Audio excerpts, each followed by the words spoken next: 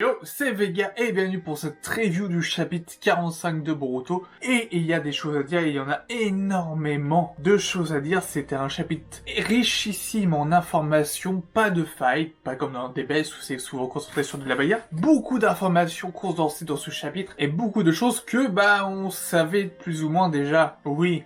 C'était incroyable, on a appris pas mal de trucs, mais pas mal de trucs aussi que, on savait, mine de rien, c'est vrai que du coup, c'est un peu con, mais j'y reviendrai. Enfin, on en sait plus, sans en savoir vraiment plus. Voilà. Comme dirait Amado, on est au préambule de la chose. Donc, du coup, Amado demande l'exil de Konoha, Naruto et Shikamaru acceptent un peu à contre-cœur, Naruto dit qu'il va aller l'interroger, il y a Sasuke, etc. Amado dit qu'il peut, qu'on lui donne une cigarette et qu'on peut le détacher, puisque de toute manière, il peut quand même faire exploser Shikadai quand il veut. Donc, voilà, c'est pas quelque chose à prendre à la légère. Amado n'est pas quelqu'un à prendre à la légère, c'est quelqu'un d'assez puissant, et on apprend que sa trahison date pas d'aujourd'hui. Il aurait trahi, du coup, Jigen et l'Organisukara depuis un bon moment avec Koji, ensemble tous les deux, et c'est là eux qui auraient fait cracher l'aéronef qui comportait Kawaki, pour du coup saboter en fait que Kawaki n'arrive pas du coup à Kara, quoi. Donc voilà. On voit Kodé pour la première fois, on voit Kodé qui est vachement classe, j'aime beaucoup. C'est peut-être la seule personne qui reste avec Delta à Kara, parce que le reste, voilà, lui surveille Jubi, y a rien à signaler pour Jubi. Du coup, Jigen, lui, il est plutôt serein, il dit bon, vas-y, continue, et puis là, il voit Koji, il lui dit bon, non, tu fais le rapport, etc. Puis finalement, ils se disent bon, maintenant, on va se dire la vérité en face, hein, il est temps qu'on se dise la vérité. Mais quand même, il se pose la question, Jigen, il se pose la question de quand même où est Bolo, parce que Bolo n'est toujours pas rentré, et il pense à Sasuke Uchiwa. Moi, j'avais fait la théorie que Sasuke Uchiwa qui l'aurait tué, mais je m'étais totalement planté, mais finalement, du coup, c'est Moshiki, hein, c'est Moshiki qui a tué Bolo, voilà. Et Jigen, il pense directement à Sasuke. Dès qu'il y a un problème, c'est Sasuke. Puis de toute façon, en plus, Naruto est en liberté, donc oui, forcément que Bolo, il est très mal au point où il lui arrive quelque chose, forcément. Mais en même temps, pour cet échange, du coup, Koji s'interroge parce que disant, écoute, j'ai vu ce qui s'est passé, t'es sorti du Kama de Kawaki, pourquoi t'es pas été le chercher comme ça directement? Et Jigen, il fait, pourquoi pas? Ouais, pourquoi pas? Non, mais il a raison, pourquoi pas, hein.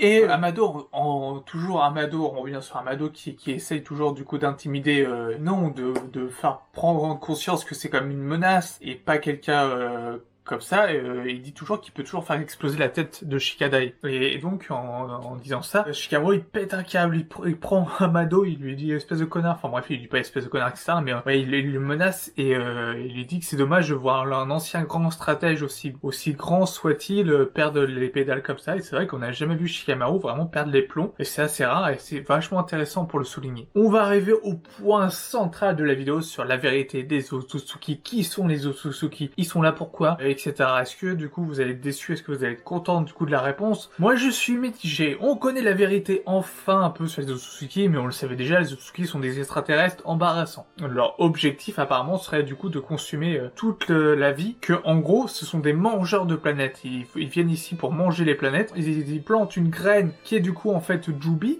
qui se transforme du coup en arbre divin, et cet arbre divin donne le fruit du chakra. Voilà, on récupère tout ce qui est dans la légende et dans la mythologie de Naruto, et ce fruit du chakra, du coup, donne forcément du chakra, qui donne du coup la vitalité et la vie de la planète, et une fois que cette planète n'est plus comestible, ils s'en vont en conquérir une nouvelle. Donc voilà. À noter que du coup, le Jubi qu'on voit que Kodé surveille n'est pas le Jubi de la 4ème grande guerre ninja, c'est carrément un autre Jubi, sûrement d'ailleurs, parce qu'en fait, ils ont plusieurs Jubi. S'il y a plusieurs Jubi, ça veut dire qu'il y a possiblement plusieurs Kurama, parce que Jubi, les bijoux sont du coup la fraction de Jubi, du démon à renard à dix queues. Donc, c'est-à-dire que s'il y a plusieurs Jubi dans les autres univers, il peut y avoir plusieurs personnes qui ont décelé les bijoux en plusieurs, donc il peut y avoir plusieurs Kurama, il peut y avoir plusieurs Kyubi, de démons à 9 queues, démons à 1 queue, de démons à 3 queues, par exemple. Je sais pas, mais ça peut être une hypothèse. Et donc, ce fruit du chakra leur provoque, du coup, une mise à jour. Ça leur permet d'être encore plus forts, d'être encore plus, ils ont encore plus de données, etc.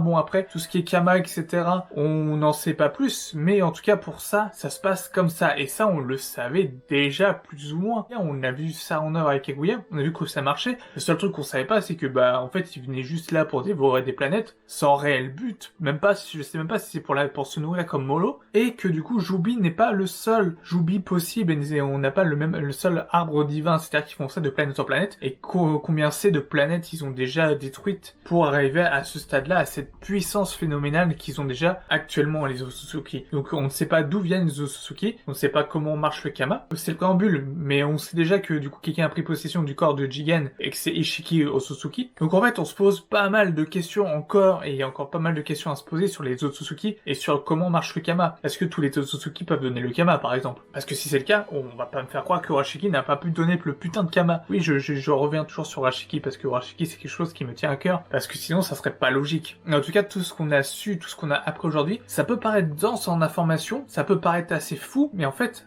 on n'a pas appris grand chose. Dit comme ça, on n'a pas appris grand chose. Parce que ça, on le savait. On a vu que l'arbre divin sortait le fruit du chakra, et ça, on nous l'a expliqué dans la mythologie de Kaguya. Là, Amado ne fait que réexpliquer un peu ce qu'on savait, en disant qu'ils font ça de planète en planète, et que ils peuvent faire ça, entre guillemets, à leur guise, et que c'est des dévoreurs de planètes. Donc voilà, on n'en sait pas plus sur le clan, ni sur leur réelle intention, parce que pourquoi manger des fruits, pourquoi déposséder des planètes? Pourquoi? Est-ce qu'ils font ça pour le fun? Est-ce qu'ils ont un but particulier? Pourquoi? Est-ce que du coup Urashiki, c'est pour ça qu'il voulait rassembler les bijoux? C'était pour rassembler un joubi et mettre une graine? Et du coup mettre l'arbre divin?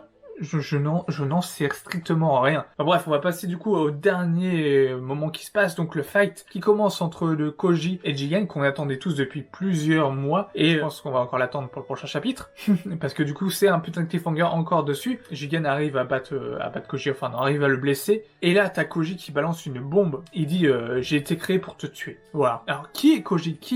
Est-ce que ça peut être Jiraiya ou pas? Je sais pas, parce qu'en fait on apprend dans le chapitre, ça c'est aussi quelque chose de vachement intéressant, et de nouveau c'est que Amado a vraiment tout créé. C'est lui qui a créé Kawaki, c'est lui qui a créé la plupart des membres de Kara en outils scientifiques ninja. Ce mec est un dieu en termes de technologie. C'est pour ça que Konoha, s'ils l'ont dans leur poche, s'ils l'ont en atout, Amado, ça peut faire mal. Il va pouvoir créer des trucs assez stylés, des armes assez stylées pour Konoha, pour le village et pour les shinobi de Konoha. Donc ce mec a un potentiel de ouf, Amado, et c'est vraiment pas à prendre à la légère. Et donc ça serait du coup Amado sûrement qui aurait créé Koji, qui aurait du coup changé les choses de Kashin Koji pour que du coup soit aussi fabriqué pour ça, que sa mission soit du coup de détruire Jigen. Il a été créé pour détruire Jigen, donc c'est là qu'il a été créé, quelqu'un l'a créé, à mon avis du coup c'est Amado, mais du coup qui était derrière tout ça? Est-ce que c'est par rapport au corps de Jiraiya? Est-ce que le corps de Jiraiya a été utilisé pour créer du coup Kashin Koji? Peut-être. En tout cas, il y a un lien avec Jiraiya. Peut-être que du coup, c'est quelqu'un qui a été créé 100% d'outils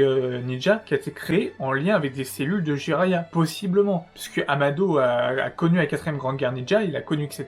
Il a dû connaître Jiraiya, Orochimaru, Tsunade, les 3 légendaires, etc. Et s'il menait des expériences à la Orochimaru, il peut très bien avoir des cellules de Jiraiya qu'il a pu modeler en outil ninja, et je sais pas, et en faire du coup une arme contre Jigen au moment où il se retournerait contre Jigen. Mais en tout cas, il y a énormément de questions qu'on se pose encore sur qui est Kashin Koji, qui sont vraiment les Otsutsuki, quels sont leurs buts, parce que là finalement on nous a finalement réitéré des trucs qu'on savait déjà dans l'univers de Naruto, mais c'est bien de le redire, parce que ceux qui suivent pas Naruto ne le savent pas, mais en tout cas c'est bon, du coup dans Boruto, ça a été dit. C'est bien d'avoir une continuité quand même entre les deux œuvres, et qui ne vont pas l'un contre l'autre, mais finalement qui partent ensemble, ça c'est plutôt cool. Comment marche le Kama? Comment est né Kara? Combien de temps que Kara est là? Jigen, combien de temps qu'il est là? Est-ce qu'il est venu à Kaguya? Voilà, on a énormément de questions, et dire que c'est que le préambule de ce que nous a dit Amado, ça c'est le préambule on le connaissait plus ou moins, on a hâte de savoir la suite, enfin, en tout cas moi j'ai vraiment hâte de savoir la suite. Donc voilà, qu'est-ce que t'as pensé du chapitre? Est-ce que tu l'as aimé? N'hésite pas à liker, à commenter, à dire ton avis sur ce chapitre, est-ce que tu as trouvé fou ou pas si fou que ça? Est-ce que t'as hâte de voir le prochain? Et à t'abonner pour ne rien louper des prochaines vidéos sur Naruto et Boruto. Sur ce, porte-toi bien, je te dis à une prochaine, ciao.